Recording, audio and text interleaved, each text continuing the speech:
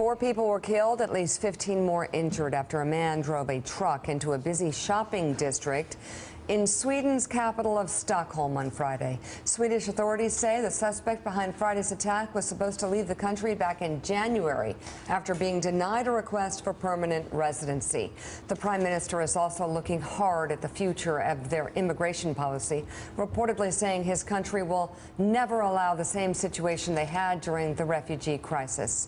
Authorities also say the suspected driver, an unidentified 39-year-old Uzbekistan national who has been arrested, also had expressed sympathy for extremist groups. Also, a second suspect has been arrested.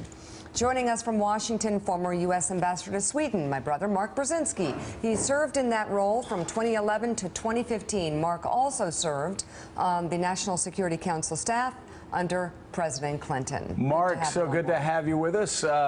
Mike Barnicle, legendary Mike Barnicle is here with us, and he has the first question. Mike. Tell me about the vetting process in Sweden. It's changed. Before, virtually anyone who would arrive in Sweden, if they were declaring themselves as a political asylee, would be admitted. Often, most would arrive without documentation.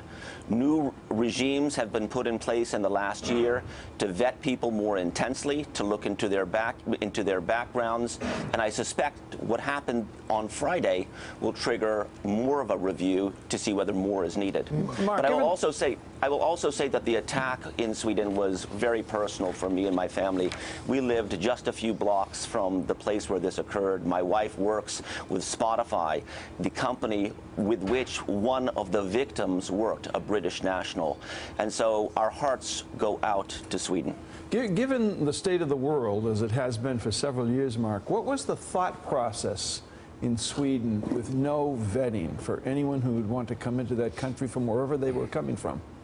The thought process was reflected on what you saw, Mike, on Sunday, where there was a huge national love and openness demonstration 2 days after one of the worst terrorist attacks that anyone can remember in Stockholm.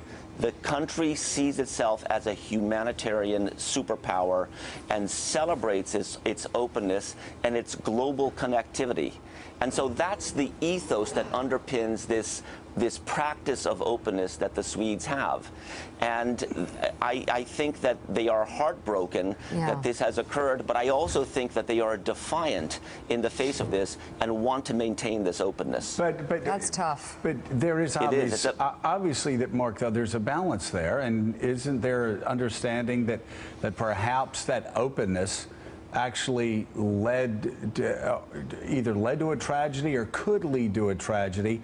Because, as you said, when this process began, you didn't even have to present much documentation. There was no vetting process early on. Well, you know, Joe, one of the most favorite words Swedes embrace is the word lagom, which means balance. And balance in the face of competing opportunities and competing tensions. This issue of immigration and integration is one that is going to, I think, be facing a new definition of balance. I think the Swedes will focus increasingly on how to effectively integrate those who arrive on their shores. In 2015, the Swedes took in 150,000 people. Sweden is the size of the state of Virginia, population-wise, 9.5 million people. 150,000 people arriving from Syria, Yemen, Somalia is a hard thing to absorb. And the integration of those immigrants is not monolithic. For example, Iranians arriving in Sweden, generally speaking, have assimilated much more effectively into professional classes than, say, folks from Somalia, who have had a much more difficult time assimilating into Sweden. And so that has to be dealt with on a kind of a case-by-case basis as well. Yeah. Does Sweden do anything well in terms of economic integration of new arrivals?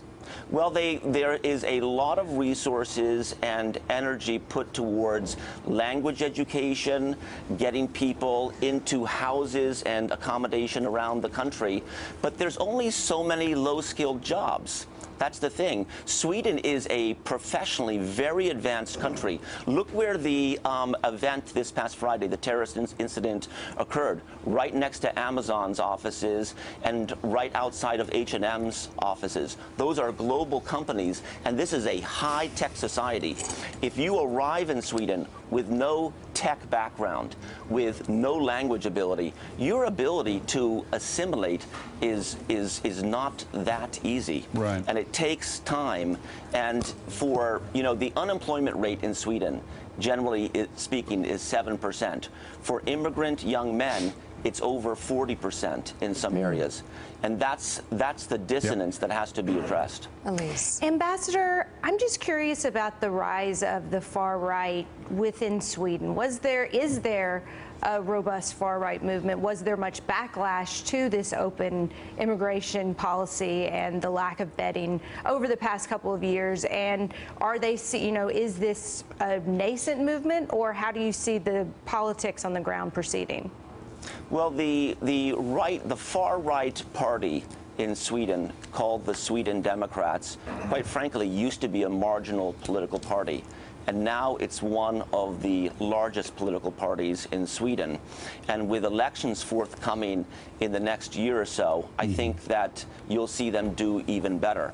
And I think that's part of the debate that the country is going to have. And that is, how do you maintain this ethos of openness and global embrace, which is part of the Swedish DNA, with a more rigorous vetting and immigration control policy so that folks like this are caught earlier. Yeah. At the same time, I thought it was very poignant that the Swedish Crown Princess Victoria, when asked, how are we going to get through this, she looked at the camera and she said, together.